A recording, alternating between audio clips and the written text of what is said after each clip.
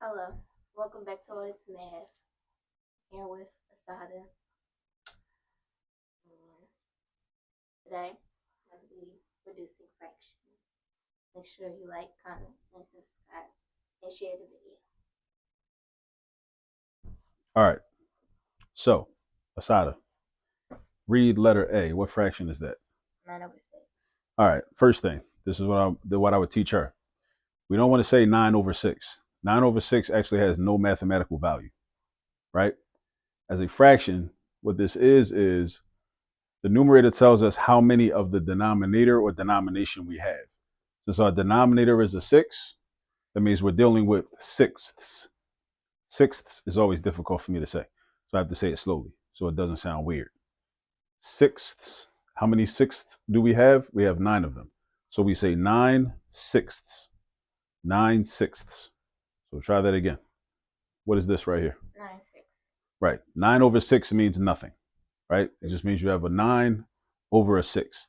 That has no real mathematical value, right?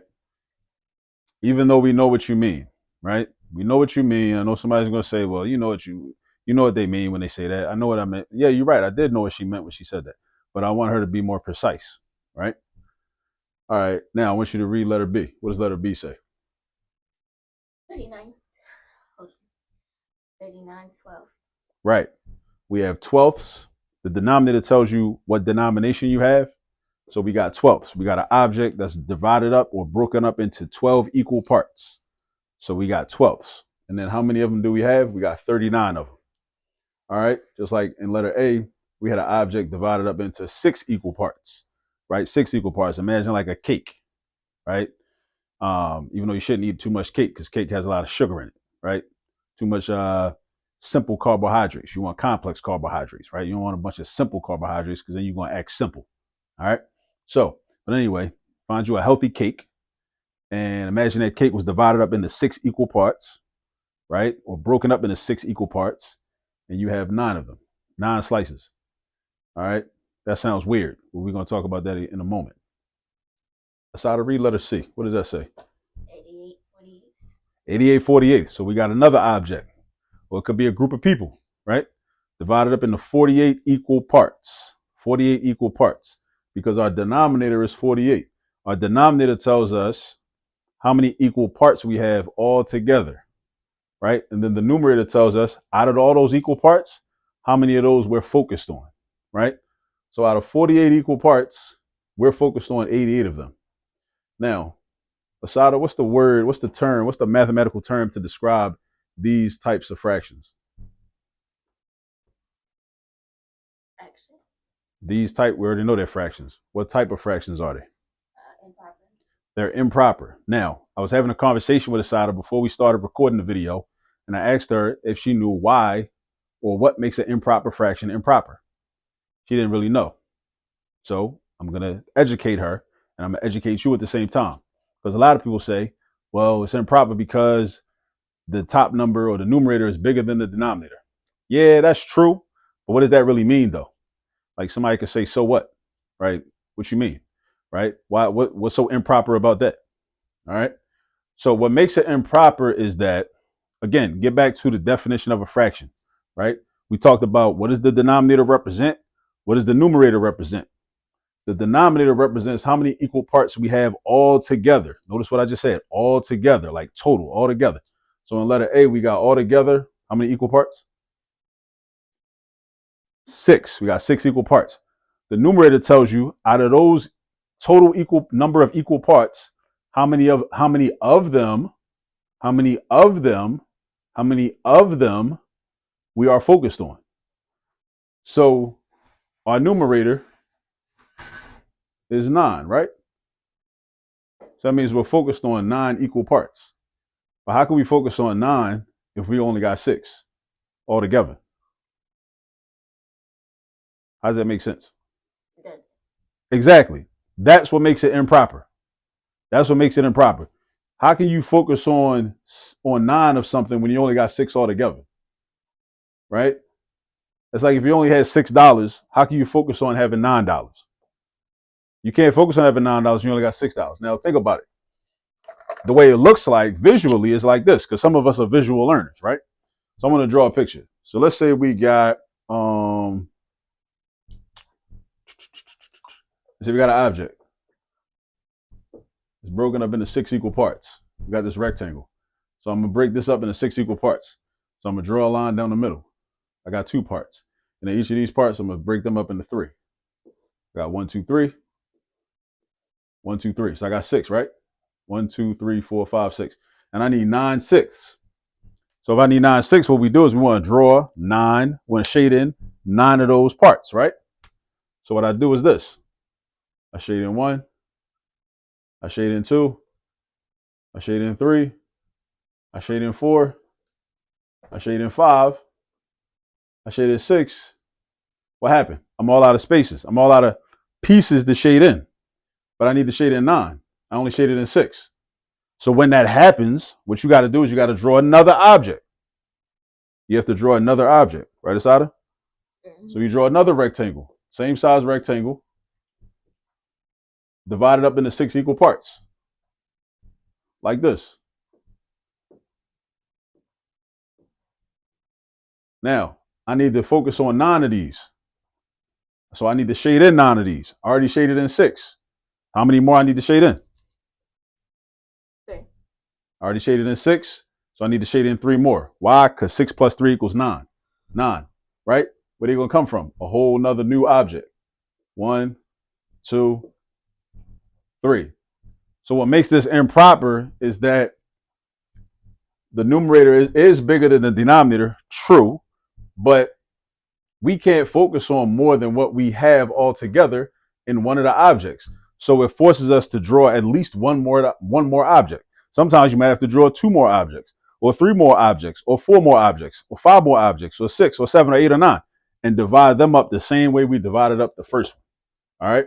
So when we actually convert to a mixed number, which we're not doing right now, we're only reducing, right? But I first want to go into this explanation of what is an improper fraction in the first place, right? So we got one whole object, so that's 1, and then we got 3 shaded in out of how many? 6. 3 sixths, 3 sixths, 3 sixths, 3 sixths, 3 sixths. Say sixth. Say it. I want to see if you sound strange like I do. Say sixths. You can't say it either. All right. Now I don't feel so bad. She can't say it either. So we got 3 sixths. 3 sixths. 3 sixths. Yeah. So 1 and 3 sixths. That's also 1/2. Why is it 1/2? Because we got to know factors. Factors are numbers that can multiply together to make a multiple or a product. So what is the common factor between 3 and 6? The common factor between 3 and 6 is 3. So you divide each of these numbers by 3. Divide 3 by 3, divide 6 by 3. Divide 3 by 3, divide 6 by 3. 3 divided by 3 is 1. 6 divided by 3 is 2. 1 and 1/2. All right, so that's that. All right, but let's just reduce. So we're reducing. But I wanted to talk about what makes a fraction improper. I want everybody to know what makes a fraction improper, right? That's what makes a fraction improper. All right, so look, 9 and 6. What's the common factor between 9 and 6? 3. What is it? 3. It's 3. So what are you going to do with that 3? Divide. Divide what? By 9 and 6. So you're going to do 9 divided by 3, and you're going to do 6 divided by 3. Tell me what 9 divided by 3 equals. What quotient? So that means that 9 divided by 3 is 3, so that's your new numerator. And what's 6 divided by 3? So that's your new denominator. Now, how do I know that I reduced all the way and I can't reduce no more? How do you know? How do you know when you can't reduce no more? This is the rule. The rule is when the common factor between the numerator and denominator is a 1, that means you can't reduce no more. Because the only number you can multiply each of these by is 1. And 3 divided by 1 still gives you 3. 2 divided by 1 still gives you 2. So it don't change nothing. No matter what you do, if you keep dividing by 1s, you're still going to have 3 halves. 3 halves. Not 3 over 2, 3 halves. All right, letter B. What's the common factor between 39 and 12? 39 is an obscure number.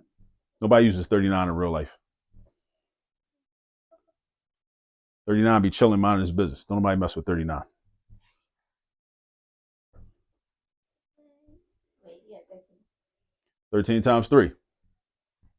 The only reason I know that, I think the only reason I know that is because when I was little, right?